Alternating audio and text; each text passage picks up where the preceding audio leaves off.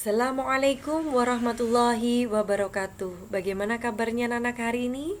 Mudah-mudahan semua selalu sehat dan selalu dalam lindungan Allah Subhanahu wa taala. Pada pertemuan kali ini kita akan belajar tentang tema 4 subtema 2, muatan bahasa Indonesia. Sebelum kita lanjutkan, marilah kita awali dulu dengan membaca basmalah bersama-sama. Bismillahirrahmanirrahim. Pada muatan bahasa Indonesia subtema 2 kali ini kita akan belajar tentang pantun, ciri-ciri pantun, makna dan amanat pantun. Yang keempat adalah kebahasaan pantun. Yuk kita lanjutkan. Review sedikit ya. Pantun, masih ingat anak-anak? Nah, ya betul. Pantun adalah salah satu bentuk puisi lama yang digunakan untuk mengungkapkan perasaan seseorang mengenai suatu peristiwa. Nah, ciri-ciri pantun ada 4 ya. Yang pertama terdiri dari satu bait dan setiap baitnya terdiri atas 4 baris. Yang kedua bersajak A, B, A, B. Yang ketiga, setiap baris terdiri dari 8 sampai dengan 12 suku kata. Dan yang keempat, terdapat sampiran dan isi. Kita lanjutkan dengan mengidentifikasi pantun. Pantun yang sebelah kiri. Saat malas dan tak bertenaga, jangan diam seperti pagar. Sebaiknya lakukan olahraga agar peredaran darah menjadi lancar. Pantun yang sebelah kanan atau pantun yang kedua. Jalan-jalan membeli selasi, dibuat es, waduh segarnya. Ketua RW telah terpilih, semoga hidup damai sentosa. Nah, sekarang anak-anak ibu kasih pertanyaan. Ciri-ciri pantun yang sudah dibacakan oleh ibu tadi. Yang pertama, ya betul, terdiri atas satu bait. Nah, dan satu baitnya terdiri dari 4 baris. Yang kedua, terdapat sampiran dan isi, bagus. Yang ketiga, bersajak A, B, A, B, bagus. Yang terakhir, nah betul, pada setiap barisnya terdapat 8 sampai dengan 12 suku kata. Yuk kita cek yuk. Saat malas dan tak bertenaga, 10 ya. Baris yang kedua, jangan diam seperti pagar, 9. Baris yang ketiga, sebaiknya lakukan olahraga, 11. Yang baris keempat, agar peredaran darah menjadi lancar, 13 ya. Memenuhi semua persyaratan ciri-ciri pantun. Nah, untuk pantun yang pertama, sampirannya yang mana? Sama ya, pantun pertama dan pantun kedua sampiran ada di baris yang baris pertama dan baris kedua. Sedangkan isinya ada pada baris ketiga dan keempat. Wah, betul sekali nih anak-anak. Anak-anak ibu udah hebat semua. Yuk kita lanjutkan dengan mencari makna pantun. Untuk pantun yang pertama, maknanya adalah sebaiknya kita berolahraga agar peredaran darahnya menjadi lancar. Kalau amanatnya apa? Ya, hampir sama ya. Amanatnya adalah olahragalah kamu agar peredaran darahnya menjadi lancar.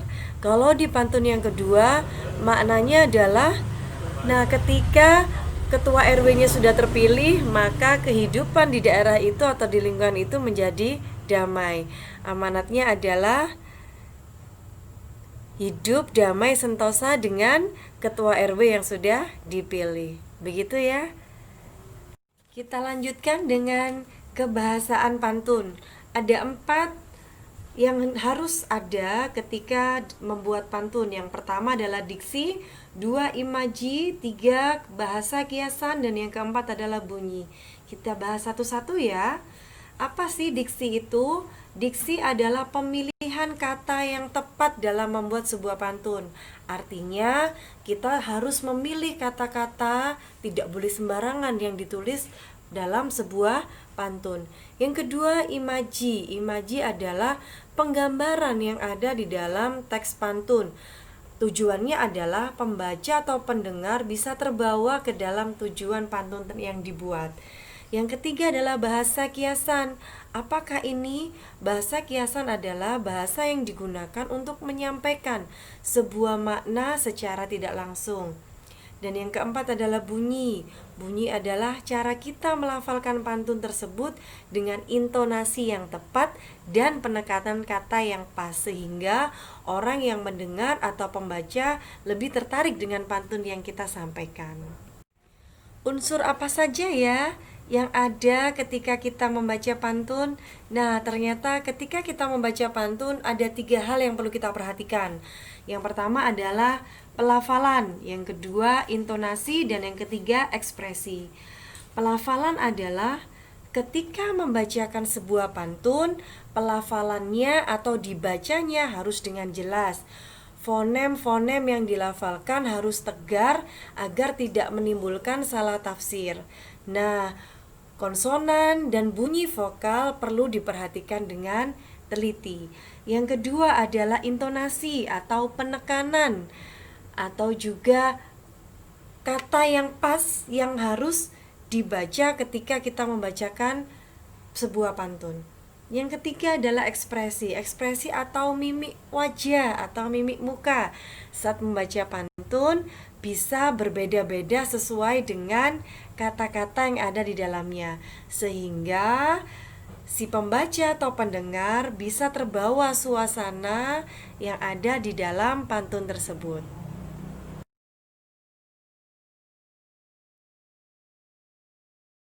Kita lanjutkan belajar kita pada subtema 3.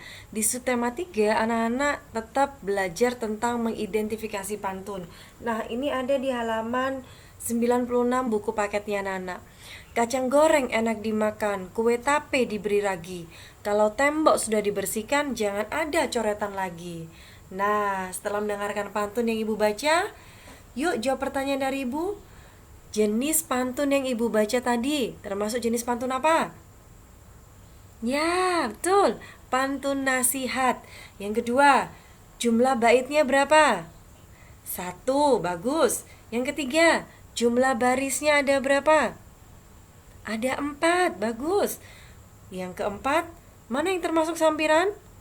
Nah, ada pada baris pertama dan kedua. Kacang goreng enak dimakan, kue tape diberi ragi. Yang termasuk isi? Ada pada? Ya betul, baris ketiga dan keempat. Kalau tembok sudah dibersihkan, jangan ada coretan lagi. Bagus anak-anak. Langkah yang kedua adalah membuat isi, merangkai kata yang merupakan isi pada baris ketiga dan keempat dengan bunyi akhir tidak boleh sama. Yang ketiga adalah menghitung jumlah suku kata setiap baris, 8 sampai dengan 12 suku kata. Yang keempat, mengamati dan meneliti kembali semua rangkaian kata-kata yang sudah kita buat, sudahkah memenuhi persyaratan daripada ciri-ciri pantun. Oke anak-anak, nanti anak-anak mencoba ya. Silakan ditulis nanti di buku paketnya halaman 98. Selamat mencoba. Mencari kata-kata yang mudah dipahami atau kita tadi mengenal dengan istilah diksi. Setelah menemukan, anak-anak harus merangkai kata-kata tersebut dengan kata kerja atau kata sifat. Dan langkah selanjutnya, jangan lupa bunyi akhir pada baris pertama dan kedua tidak boleh sama. Pada subtema 3, ada yang sangat menarik, yaitu anak-anak diajak untuk membuat pantun. Sudah bisa? Kita belajar dulu yuk langkah-langkah membuat pantun. Yang pertama adalah membuat sampiran. Nah, sampiran itu ada pada baris keberapa anak-anak? Ya, baris pertama dan baris kedua. Selanjutnya kita belajar tentang tradisi berpantun. Anak-anak tahu suku mana ya yang sering kita dengar mereka selalu berpantun? Nah, suku Betawi. Suku Betawi sering sekali berpantun terutama ketika acara pernikahan.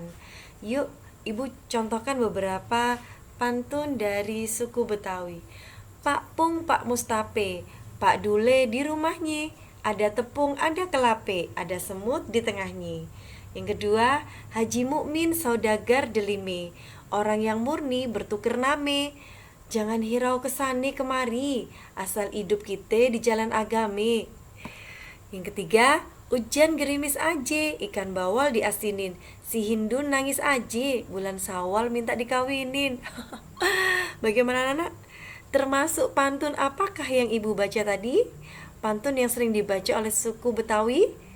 Nah, pantun jenaka. Ya, karena sebagian besar pantun yang dibuat oleh suku Betawi, pantun yang berisi tentang hal-hal yang lucu, gitu ya.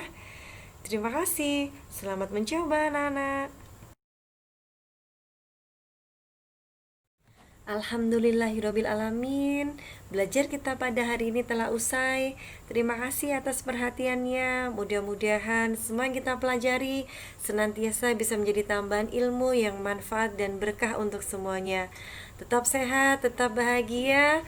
Mudah-mudahan Allah senantiasa memberikan kemudahan dan ridhonya untuk kita semuanya. Jumpa lagi di pertemuan selanjutnya. Assalamualaikum warahmatullahi wabarakatuh.